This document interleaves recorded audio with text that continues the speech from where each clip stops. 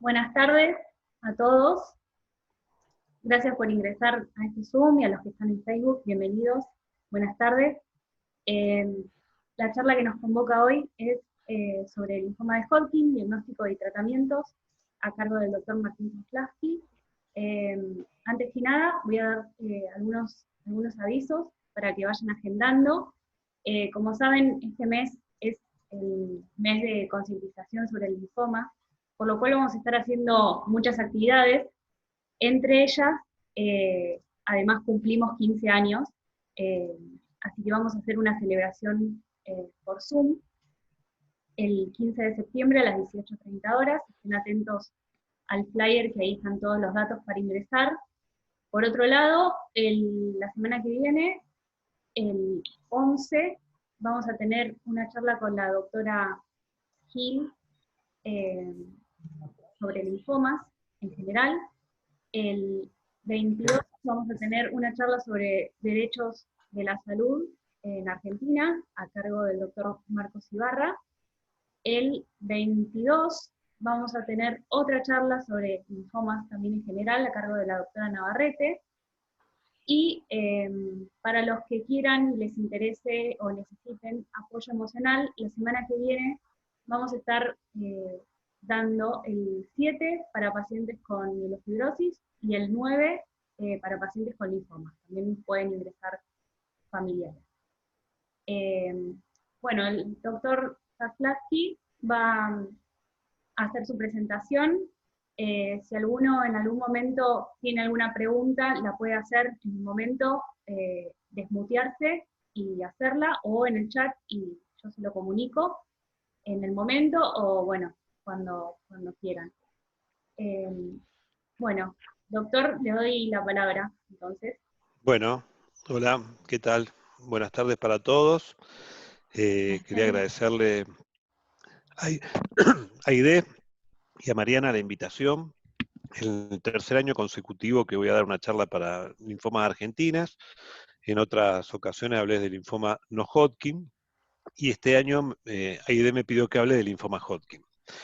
Bueno, yo soy médico hematólogo, trabajo en la parte pública y en la parte privada, por eso puse esta diapositiva, y también desarrollo mi actividad en trasplante de médula.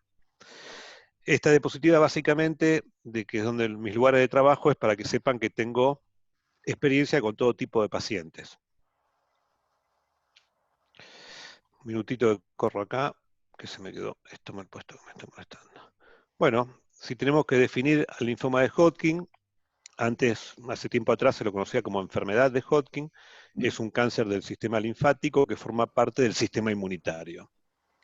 Tiene una célula característica que se llama célula de Rith-Steinberg, que fue, digamos, descripta inicialmente por la doctora Dorothy Rith y por el doctor Steinberg, que es característica del linfoma de Hodgkin, pero no es patognomónica, o sea, no es la única enfermedad donde se puede presentar.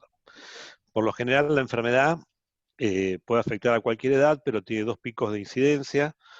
Uno en personas jóvenes, entre los 20 y los 40 años, y otro en personas mayores de 55 años. El linfoma de Hodgkin también es uno de los tipos más frecuentes del linfoma del sistema linfático. Bien, para seguir hablando, yo creo que esta es la diapositiva con la cual podríamos resumir toda la charla. Podemos decir que estamos ante una enfermedad que tiene el 80% de curación. Esta curación se logra principalmente con, perdón, que se me cambió la diapositiva. Se logra principalmente con los tratamientos que disponemos actualmente de quimioterapia y con la radioterapia, que fue el tratamiento inicial con los cuales se empezaron a obtener curaciones hace muchos años atrás. Con esta nueva forma de imágenes, que es el PET, que tanto tiene un lugar en el diagnóstico y en la estadificación inicial, en controlar cómo va el tratamiento y en ver qué pasó al final del tratamiento. Con los nuevos agentes terapéuticos, que algunos van buscando ya un lugar en la primera línea, como es el caso de un anticuerpo monoclonal que se llama brentuximab, que está dirigido contra un antígeno que tiene la célula de la enfermedad de Hodgkin, y ya hay trabajos publicados donde han demostrado beneficios en la sobrevida libre de progresión, que es una de las medidas que nosotros usamos para saber si los tratamientos sirven o no, en primera línea, en pacientes con enfermedad avanzada y mayores de 60 años. Y para los pacientes recaídos, porque si bien la enfermedad tiene una alta tasa de curación, algunos pacientes fracasan a la primera línea, como vamos a ver más adelante, y otros recaen posteriormente, el tratamiento con altas dosis de quimioterapia y el trasplante autólogo de médula ósea logran curación en un porcentaje importante de ese grupo de pacientes. Bueno, fue descrita, un poco de historia, fue descrita inicialmente por el doctor Thomas Hopkins en el año 1837, y como les comentaba antes, fue una cirujana oncóloga que se llamaba Vera Peters en el año 1950, quien describe que con radioterapia podía curar los estadios iniciales de la enfermedad. Desde ese momento hasta la actualidad se han hecho muchos avances en la terapéutica del linfoma, pero también, más allá de esos avances que lograron un alto porcentaje de curación, también se pudo disminuir la toxicidad de los tratamientos, lo cual es una cosa significativa porque quiere decir que vamos a tener menos complicaciones posteriores en la gente que logre curarse. Un poco de la epidemiología de la enfermedad: es una enfermedad infrecuente dentro de todos los cánceres del organismo, más o menos es el 10% de los linfomas. Se puede encontrar anualmente 3 casos cada 100.000 habitantes por año. Como ya les dije antes, tiene una distribución bimodal con una prevalencia inicial en pacientes jóvenes de 20 a 35 años y el segundo pico a partir de los 50 años.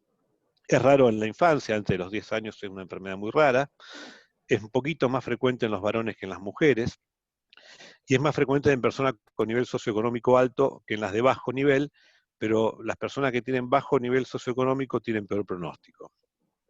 Y hay una mayor incidencia que está descrita en los pacientes inmunocomprometidos, sobre todo en aquellos que tienen HIV-Sida. Bueno, básicamente se caracteriza clínicamente por producir un agrandamiento del tejido linfático que puede ocasionar presión cuando crece, por ejemplo, dentro del tórax, sobre las venas que drenan la cabeza y el cuello, y producir un edema a nivel de la parte cervical y de la cabeza, que se llama edema en esclavina.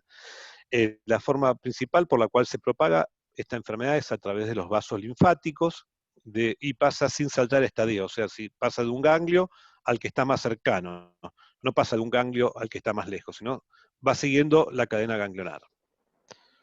Si quieren hacer alguna pregunta, podemos tomarnos un minuto. Si no, Sí, yo seguimos. tengo una duda. Dale. Me llamo Valentina Marasco. Valentina, ¿qué tal?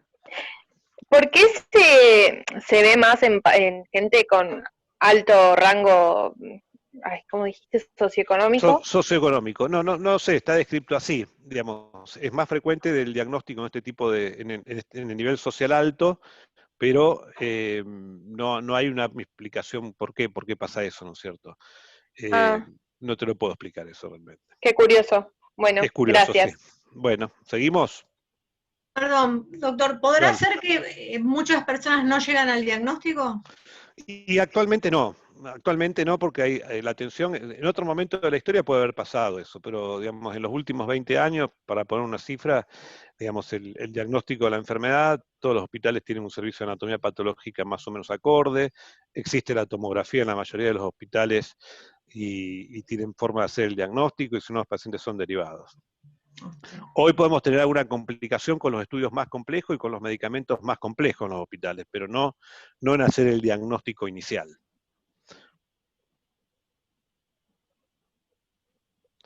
Bueno, esta es una diapositiva para mostrar el tejido linfático, los órganos linfáticos primarios, que son el timo y la médula ósea principalmente, y después tenemos los órganos linfáticos secundarios, que son los vasos linfáticos, los ganglios linfáticos y el tejido linfático asociado a mucosa. Principalmente son los lugares donde se puede desarrollar la enfermedad, ¿no es cierto? El linfoma de Hodgkin suele diagnosticarse, como les dije antes, con dos picos de edades, en personas más jóvenes entre los 15 y los 30 años, y después mayores de 55 años.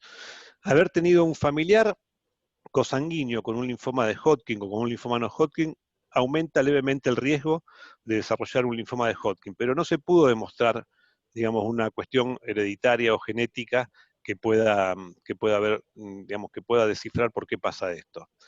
Los hombres también pueden tener levemente mayor probabilidad de desarrollar la enfermedad. Y sí hay una relación con la infección por algunos virus, como dijimos antes, por el virus del HIV-Sida, y también está en relación a otro tipo de infección que es un poco más común, que es el virus del Epstein-Barr, y que produce la enfermedad de la mononucleosis, que también es conocida como la enfermedad del beso. Los signos y los síntomas del linfoma de Hodgkin, bueno, son los más comunes, son la inflamación indolora de los ganglios linfáticos del cuello, la axila o la ingle. Otro síntoma que está presente habitualmente es el cansancio, que es profundo. La fiebre, que suele tener algunas características, que sobre todo es vespertina, que suele tener ondulaciones, que sube hasta 38, 38,5 y baja, y dura 2 o 3 semanas, desaparece y vuelve a aparecer.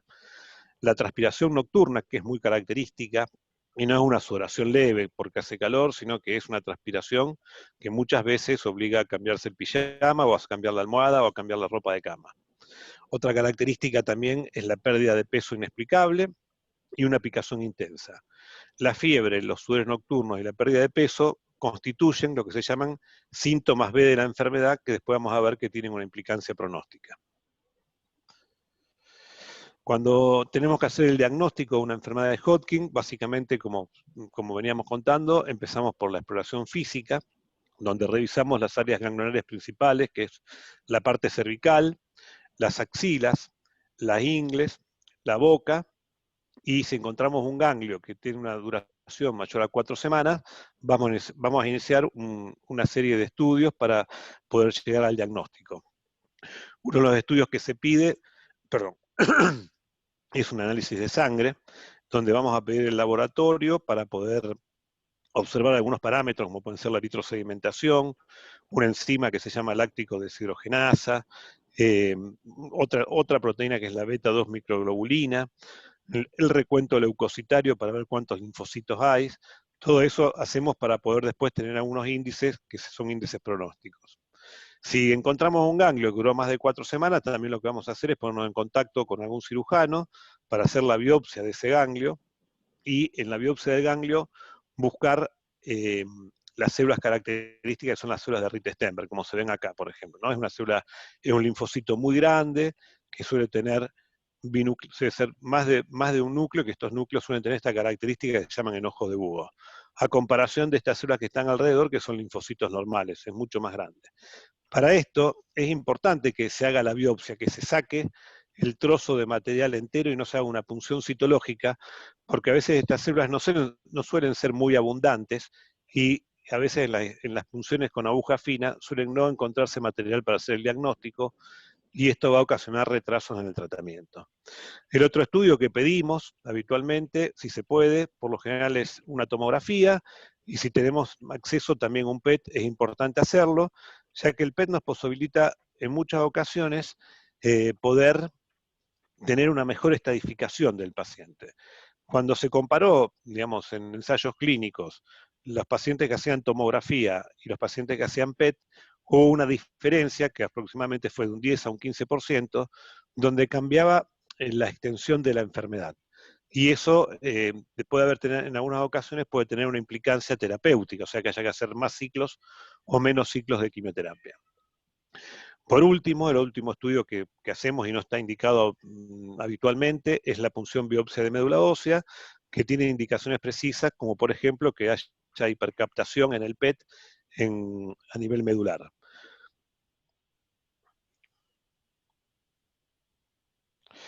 Dentro de los tipos de linfoma de Hodgkin tenemos 2 linfomas principales. Uno que es muy raro, que es la enfermedad de Hodgkin con predominio de linfocitos nodular, y la otra que es la enfermedad de Hodgkin clásica, que tiene 4 subtipos.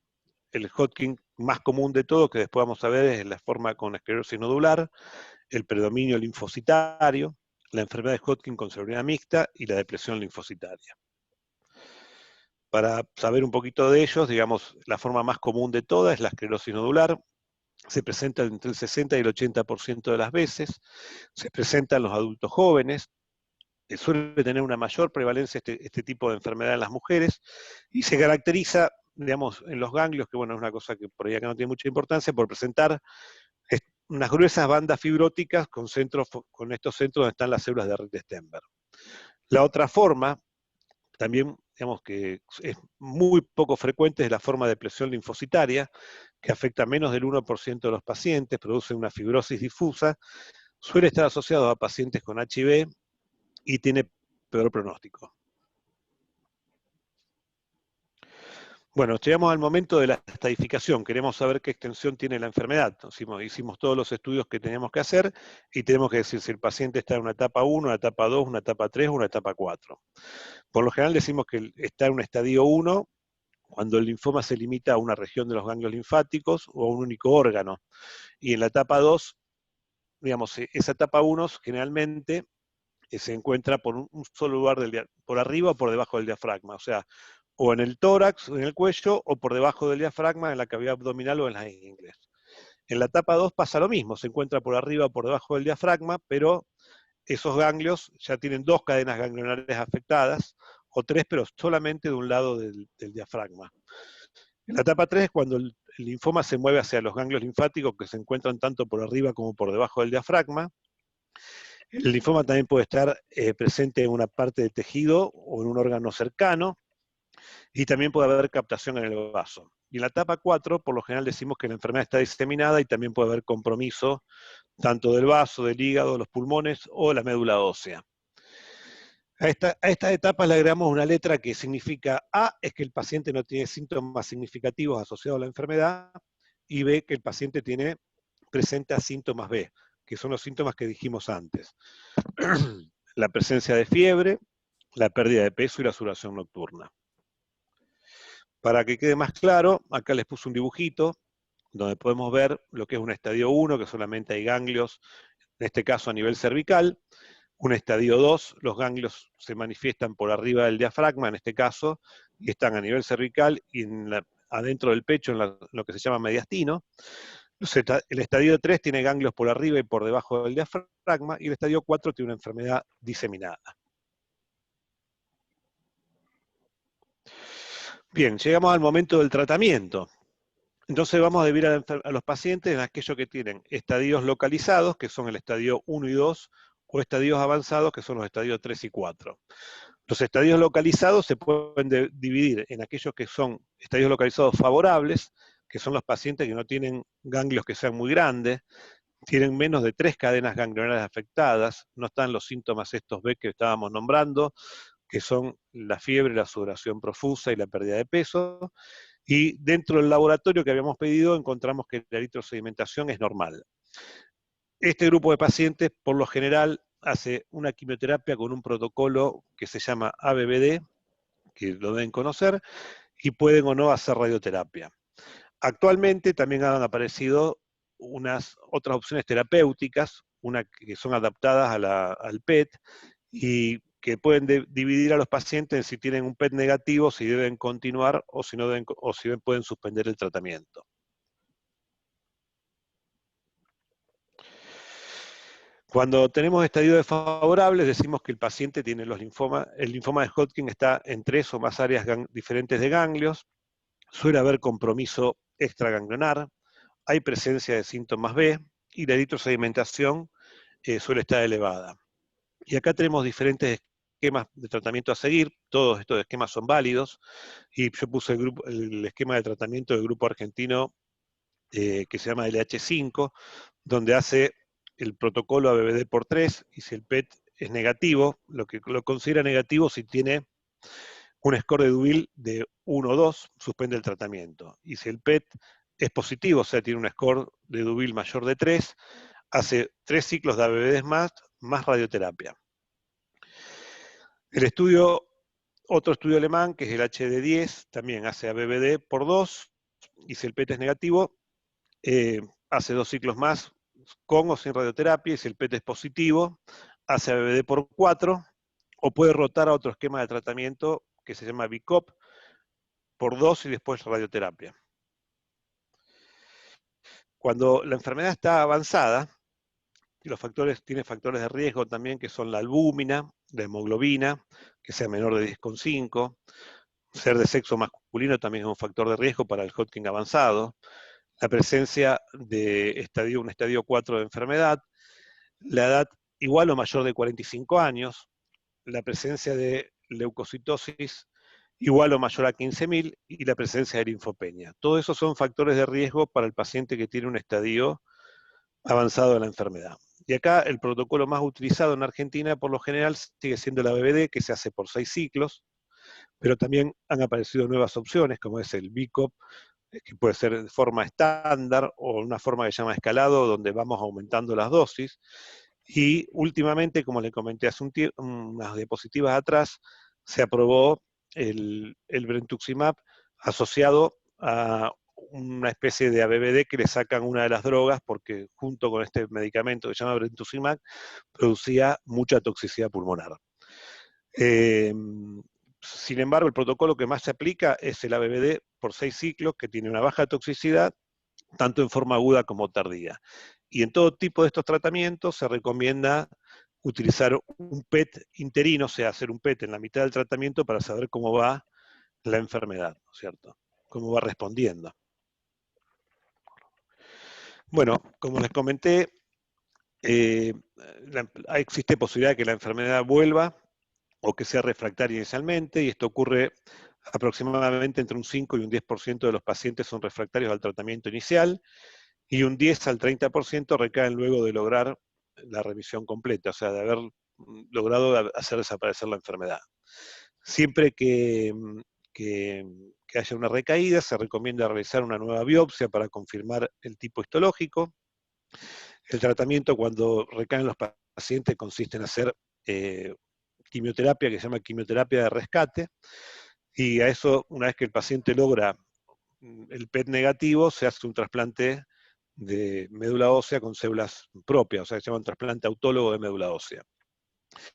Bueno, y el objetivo de la terapia de cuando el paciente recae es lograr el PET negativo previo al trasplante, ya que esto se asocia con una mejor sobrevida libre de progresión y sobrevida global. El 50% de los pacientes pueden curarse en estas circunstancias. Sin embargo, a pesar de todo esto, también pueden existir pacientes que recaigan a un trasplante autólogo. Y en esa ocasión tenemos hoy por hoy estas 3 opciones terapéuticas. El trasplante alogénico, en una modalidad, tanto sea con un donante relacionado, con un donante no relacionado, o con un donante que se llama haploidéntico. Utilizar el brentuximab que habíamos nombrado antes, que como monoterapia, si el paciente logra una remisión completa, tiene un tiempo de respuesta, que le va a durar la respuesta aproximadamente 20 meses, y si no, utilizar estos nuevos medicamentos que son inhibidores del checkpoint, que se llaman nivolumab o pembrolizumab. ¿Cuáles son las recomendaciones que hace la Sociedad Argentina de Hematología para pacientes que estén en tratamiento activo, o sea, que hayan tenido un diagnóstico reciente o que hayan estado en tratamiento cuando empezó la pandemia? Obviamente que la situación, si uno tiene un diagnóstico reciente en el medio de la pandemia, tiene que hacer el tratamiento, y si está haciendo el tratamiento, tiene que seguir el tratamiento que está haciendo, sea este de primera o de segunda línea. Lo que nosotros podemos hacer para disminuir el riesgo de que existan neutropenias es utilizar unas vacunas que se llaman factores estimulantes de colonia, que hacen que dure menos tiempo cuando bajan los glóbulos blancos. Y si estaba planeado realizar un trasplante de médula ósea, hay que hacerlo igualmente si el trasplante es autólogo. Si el paciente tenía planeado hacer un trasplante alogénico, bueno, ahí tenemos otras posibilidades y por ahí nos conviene esperar un poco, porque el trasplante alogénico implica un mayor riesgo para poder contagiarse. Entonces, en esos casos, por ahí los pacientes que van a llegar a trasplante alogénicos vienen haciendo algunos de los medicamentos que nombramos, como el nivolumab o el pembrolizumab, y se recomienda que continúen haciendo el tratamiento con estos medicamentos para diferir un poco el tiempo de trasplante.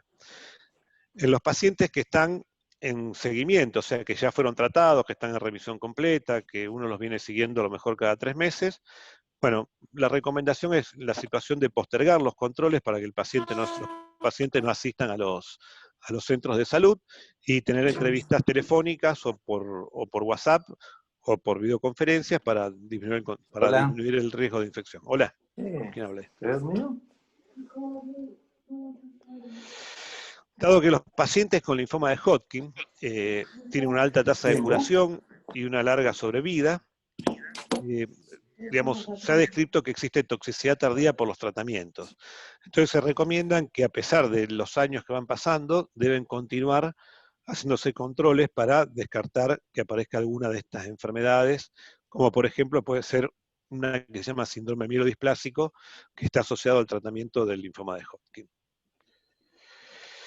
Como conclusiones de la charla, podemos decir que el manejo óptimo de los pacientes con linfoma de Hodgkin requiere un diagnóstico preciso. Con ese diagnóstico preciso también tenemos que hacer una estratificación para ver qué extensión tiene la enfermedad adecuada, y que el método más adecuado que uno puede tener es el PET, que identificar los factores de riesgos, los factores pronósticos adversos es muy importante para poder hacer una terapia adaptada, que esto nos permita lograr una alta tasa de curación y sobre todo minimizar la toxicidad.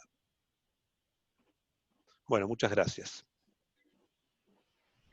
Gracias, doctor. Acá hay un señor Sergio Vascoulegui. Sergio, sí. Sergio, una muy buena charla. Le dejo un abrazo a todos, en especial al doctor Bueno, Martín. muchas gracias. Un paciente mío.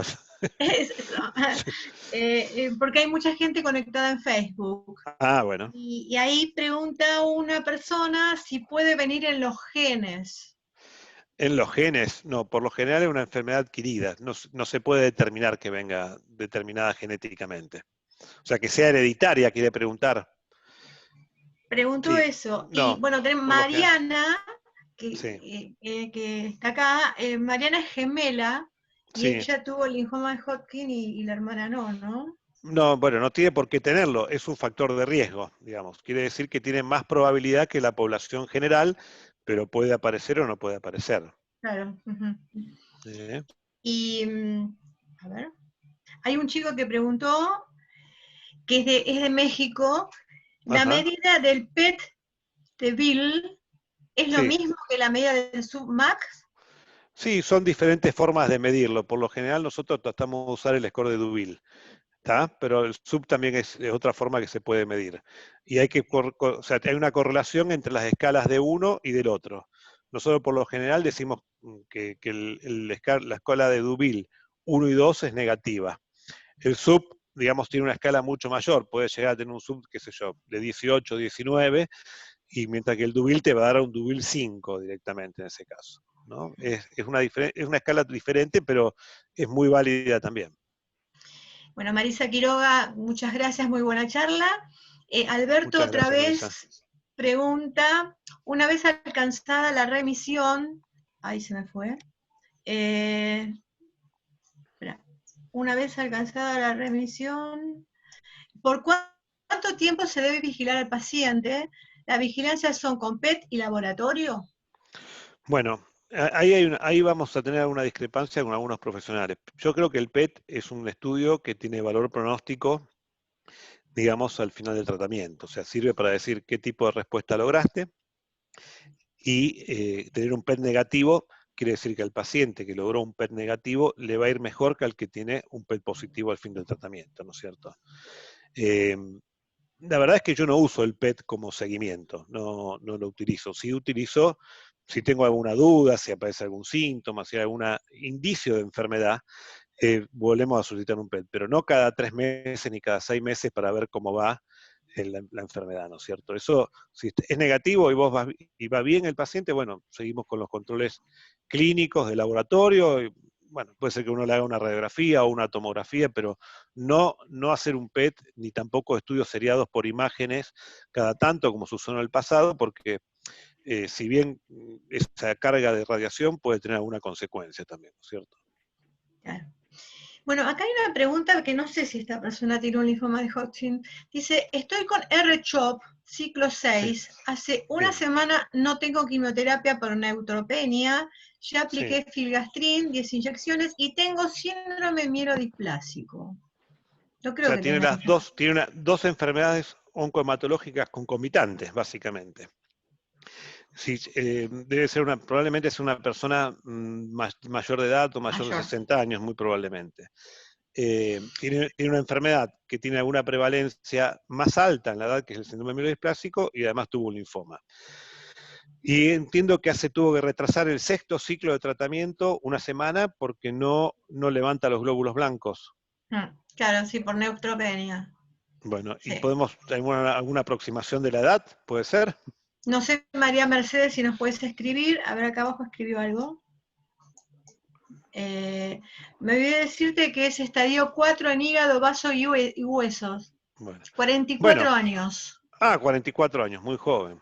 Bueno, y sí, bueno, tiene que esperar recuperar los glóbulos blancos, que seguramente se deben retrasar un poco más por su síndrome mielodisplásico, tiene que continuar con filgastrin, y bueno, son situaciones que están descritas en la literatura que pueden ocurrir, ¿no es cierto? Que al final de llegar a un sexto ciclo, no sé si le viene pasando desde antes o es la primera vez que le ocurre, pero puede pasar, digamos, de tener retraso en el tratamiento porque tiene que recuperar un valor determinado de glóbulos blancos para poder continuar con el R-CHOP. Bueno, Valen Marasco dice, haber tenido un linfoma de Hodgkin y tener familiares con otro tipo de cáncer, ¿puede ser que el tener esos cánceres genéticos aumente la posibilidad? Y puede ser, sí, hay personas que tienen, digamos, alteraciones genéticas que pueden predisponer, digamos, no desarrollar, pueden predisponer a tener una neoplasia determinada, ¿no es cierto? Y es como un factor de riesgo. Sobre eso se pueden agregar factores tóxicos, medioambientales, que hacen, digamos, que se pueda desarrollar una neoplasia. Ahora, digamos, que uno tenga un linfoma de Hodgkin, que otro tenga un cáncer de estómago, que otro tenga un cáncer de pulmón, bueno, puede hablar de que haya alguna alteración genética, digamos, que predisponga al cáncer. Claro. Bueno, pregunta Gladys. Carolina. Sí, dice, ¿fui de no Hodgkin? ¿Puedo tener un Hodgkin? Bueno, mira, justamente ahora estoy atendiendo a una paciente en el hospital que atendí en el año 2005 cuando llegué a Rosario, que tenía, yo cuando la conocí tenía 1 año de enfermedad sin tratamiento, de un linfoma de Hodgkin. ¿Tá? En ese transcurso había tenido un embarazo, le habían hecho punciones aspirativas del tórax para ver si podían sacar muestras, no se hacía el diagnóstico, y cuando yo la conocí, obviamente la mandé inmediatamente a hacer una biopsia, se hizo la biopsia, se trató y estuvo en remisión completa por su linfoma de Hodgkin 15 años, o 14, hasta el año 2019. Y en el año 2019 ya había abandonado los controles, no venía, digamos, a atenderse conmigo, aparece nuevamente con adenopatías cervicales. Bueno, le hicimos la biopsia y pasa al revés de lo que pregunta Gladys. Tiene un linfoma no Hodgkin ahora. Y ahora está terminando el 6º ciclo de tratamiento de un linfoma no Hodgkin difuso de células grandes. O sea, parece, como yo les explicaba hace un rato, o sea, como una complicación tardía que predispuso seguramente el tratamiento del Hodgkin, ¿no es cierto? No quiere decir que a todo el mundo le vaya a pasar, esto es una cosa rara, que no se ve habitualmente. Acá pregunta Tami de la Cruz. Buenas tardes, saludos para el doctor Martín. ¿En cuántos años se le da el alta definitiva al paciente después de haber hecho un trasplante autólogo? El alta definitiva por la enfermedad, por lo general siempre decimos que son 5 años de seguimiento, ¿no es cierto?, para tener el alta definitiva y que esté en remisión completa. Pero bueno, más si hizo un trasplante autólogo, tiene que seguir los controles después de salud para chequear todo el resto de las cosas, que puede haber complicaciones, porque si siguió un trasplante autólogo hizo seguramente una BBD, una quimioterapia de rescate, más la quimioterapia del trasplante.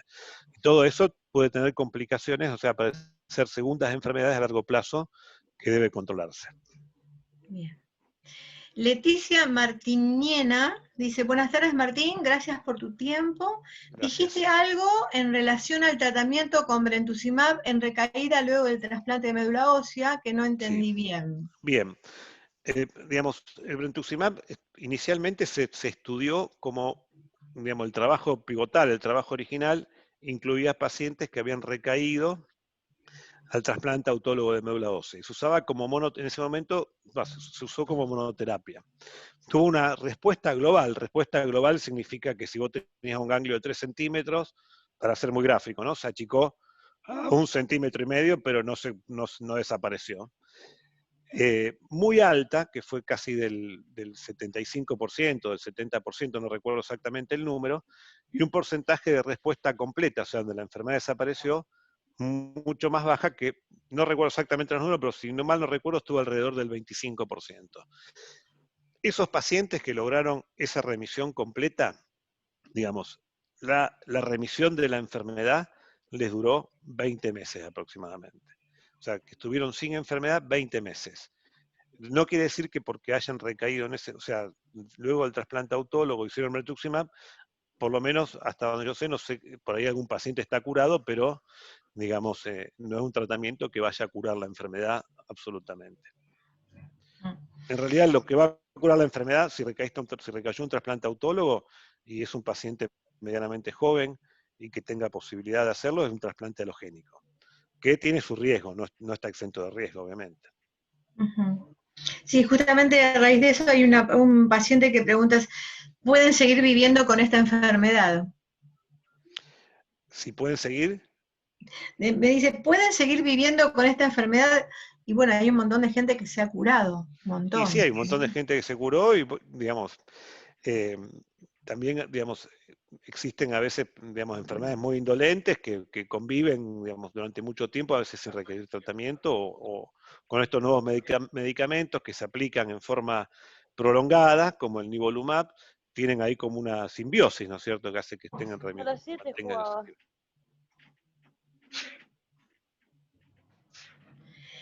Acá hay un señor que también pregunta algo, pero me parece que no tiene un linfoma de Hodgkin, porque dice, estoy cada 2 meses con rituximab, o sea, está haciendo mantenimiento. ¿Soy paciente de riesgo? Sí, digamos que sí, porque está próximo a haber terminado un tratamiento, digamos, de primera línea probablemente, y está haciendo un medicamento que altera su sistema inmunológico, ¿no es cierto? Claro. Sí, yo le recomendaría que se cuide. Sí, dice que fue trasplantado y tuvo recaída. Porque me la está pasando, a mí no me están llegando las preguntas por Facebook, me la está pasando Gladys. Sí. Entonces, se fue trasplantado y tuvo una recaída y sé que ahora está, pero tiene un linfoma no Hodgkin, no Hodgkin, es diferente. Tiene un linfoma no Hodgkin, digamos, recayó del trasplante autólogo, debe haber recaído del primer tratamiento, después recayó del trasplante autólogo y ahora ha hecho algún tratamiento y está haciendo mantenimiento con rituximab. Habría que ver qué tipo de linfoma, seguramente debe ser no sé, me imagino que será un linfoma difuso de células grandes o un linfoma folicular que haya recaído inicialmente al tratamiento, ¿no? Esto se pierde un poco cuando no estamos en vivo y en directo. Claro. Claro, aparte que los linfomas no Hodgkin hay un montón. Un montonazo, exactamente. Un montonazo. Entonces, son una familia enorme los linfomas no Hodgkin, ¿no? Por eso. Bueno, acá hay Yami Torres pregunta, dice, 9 años que estoy en remisión, se me inflama el cuello y estoy asustada. ¿Saco turno o espero? ¿Y cuánto hace que se le inflamó el cuello? Si se palpa inflamado el cuello. Está acá en el grupo, vamos a ver qué habla. Que hable. Sí, Yami, ¿podés abrir? ¿Estás? Era de Facebook, Estaba en Facebook. ¿Es de Facebook? No lo vi. Bueno, si es una inflamación aguda, o sea que empezó, pongamos, en las últimas 72 horas, puede esperar. Si ese ganglio tiene, vamos a poner otro extremo, 4 semanas de duración que nos achicó y sigue igual, y tiene el tamaño mayor a 1 centímetro, bueno, que haga una consulta. Hola doctor, buenas tardes. Hola, buenas tardes. Hola. ¿Qué tal Martín? Hola Aide, ¿qué tal? Mira, estaba viendo, no sé si entré tarde o me perdí esa parte. A ver.